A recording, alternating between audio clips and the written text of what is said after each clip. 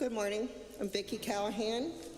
I was this year's trip coordinator for our trip to McDowell County, West Virginia, with a group of phenomenal youth and dedicated adults. We have several speakers that are going to share their stories. We're fortunate to be able to hear from Haley, who was on ASP staff this year, and also Audrey, James, Owen, and Kelly will be adding their different aspects of the week. Thank you all for this opportunity. We all truly appreciated this support from everyone. Thank you. Hi, my name is Haley, and I had the privilege of working at the staffer this summer with Appalachia Service Project. I served as the communications coordinator in Nicholas County, West Virginia. I wanted to take a moment to thank all of you who were praying for me. It was clear throughout the summer that I had someone watching over me. To be honest, I wasn't sure if I'd be able to make it through the entire summer. Living with a rare disease complicates everyday tasks, and it can often be seen as a weakness by others. But this summer, it became my greatest strength. While searching for potential home repair projects, I came across an application from a single mother with 2 children. Her home needed everything: roof, doors, windows, floors, bathroom, a room addition, and more. On paper, it seemed impossible and far beyond our scope. But when I visited and met the homeowner, I learned that she too lived with a rare disease.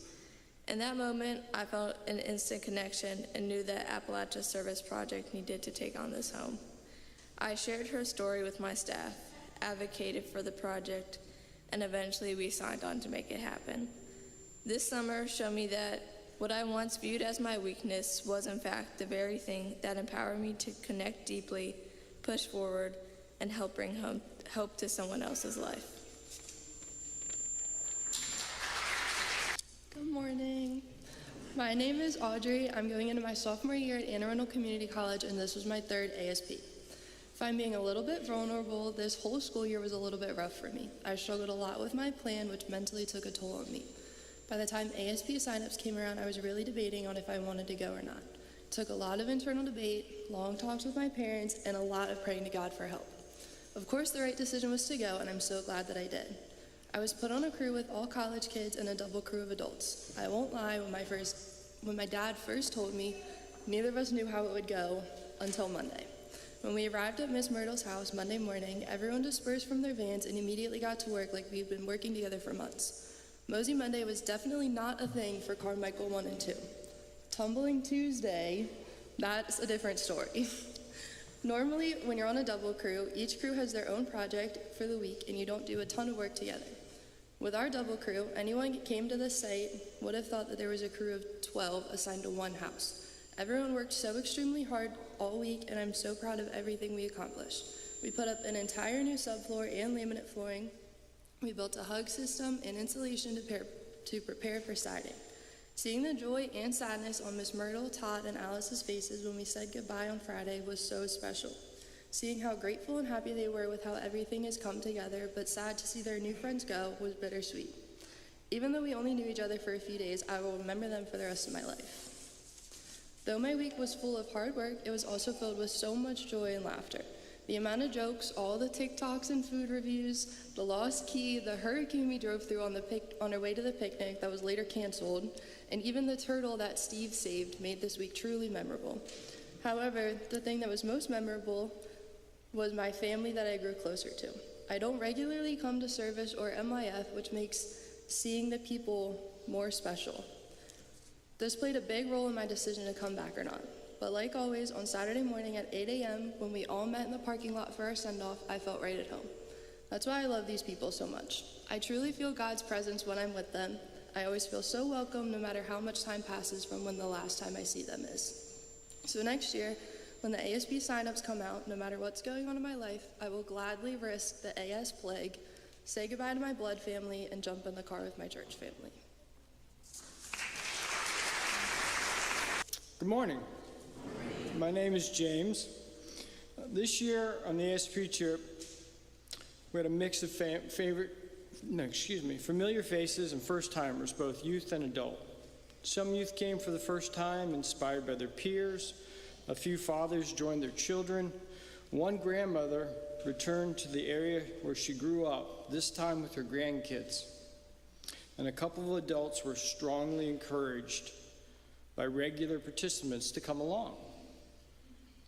Then there was me, the unicorn, the one no one asked to come, the one whose family didn't grow up in this church or have history with ASP. So the question I got asked the most was, why did you come to ASP? Or more directly, why would you give up a week of your summer for ASP? And I thought the answer was simple. I was doing the part to live out our membership vows, to faithfully participate in ministries of this church through our prayers, our presence, our gifts, our service, and witness. But looking back, I realized I was naive. As a newcomer to ASP, I didn't know what to expect. I assumed it would be something a mix between Habitat for Humanity and church camp. It had been a long time since I'd worked on a Habitat project, and even longer since I'd been to Camp High Road.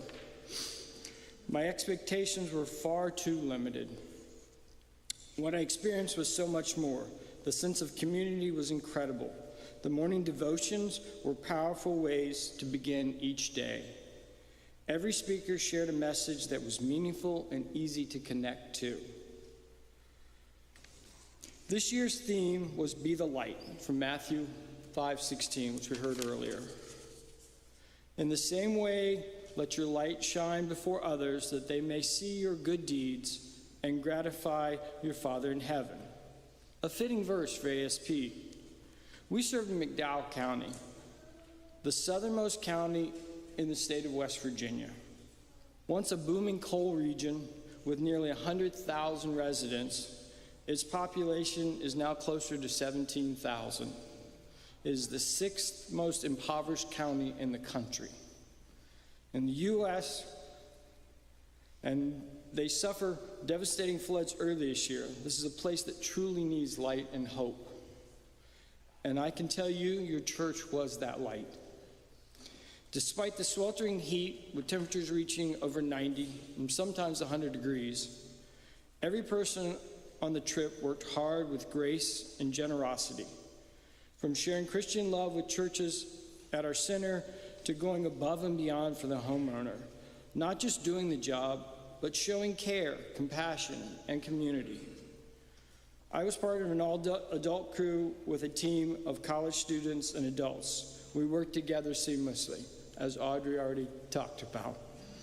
One story that stands out to me is the other team was working on the floor in a home built by the now widowed woman that her late husband had built. She wanted to preserve part of the floor for sentimental reasons. Without being asked, Steve took it upon himself to create a framed plaque from that original floor as a tribute to her husband. It was a small act that meant so much. You saw it in the video when she said, "You're kidding." That was our homeowner. That was us giving her a plaque. Our final night at the center, two of the college girls from the other team asked me if I'd be coming back next year. And they said they hoped that they wouldn't be the reason for me not to come back. Don't worry, Kate and Becca. You are the reason I will come back, God willing. And for everyone else, I would tell you, sometimes you just have to say yes and have faith that God knows what he's doing, and your heart will be blessed. Thank you. Good morning, everyone. My name is Owen Lyons. I'm going into my senior year at Severna Park High School. This summer was my very first time going on ASP. I've been part of this church for most of my life, so I've known about ASP for years, but I never actually went until this year. One of the reasons I went this year was because of my younger brother, who just now started high school, which meant he could go on ASP as well. We both thought it would make the trip even more enjoyable to experience it together. Another special part of this year's trip was that my grandmother, Darlene Lyons, came along. Some of you have known her for years, and others just met her on this year's ASP. She's always wanted to go on ASP, and this year she had the perfect reason, going with her grandkids. This year's location was McDowell County, West Virginia, just one county over from where my grandmother grew up, in the exact county where my grandfather grew up. That made this trip feel even more meaningful for my family. When we arrived at the school where we'd be staying for the week, I saw a few familiar faces from my school and youth group here at the church, but there was still so many people I didn't know. It was a little intimidating at first, but the very next day, once we got to our work groups and headed to our job site, I got excited. We met the homeowners right away. They were so incredibly kind, showing us all around their home. Our crew's job was to make their kitchen as safe as possible, which meant reinforcing the flooring, while another team from our church was working on the roof that was leaking into the kitchen. Throughout the week, our group switched between the inside and outside work, especially when it was getting hot. Over the course of the week, between drilling screws, ripping up shingles, and replacing wood, I met so many new people, built so many new friendships, and even reconnected with people I hadn't talked to in years. This trip was truly impactful for me. It opened my eyes to the daily challenges some people face right inside their own homes. I'm so thankful that our church was able to be a part of helping families across McDowell County, and I'm grateful I got to be there to witness and contribute to that change. I would definitely be attending ASP next year. Thank you. Good morning.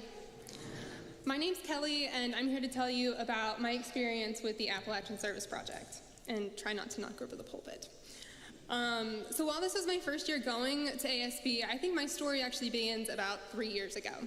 And while 2022 is not a time in my life that I'm particularly fond of, I do think that there's a piece of that story that's important for understanding my mindset about ASP. 3 years ago, I got really sick. In fact, 3 years ago, I almost died. And there was one night in particular, I was getting taken to the hospital, and I started to lose consciousness.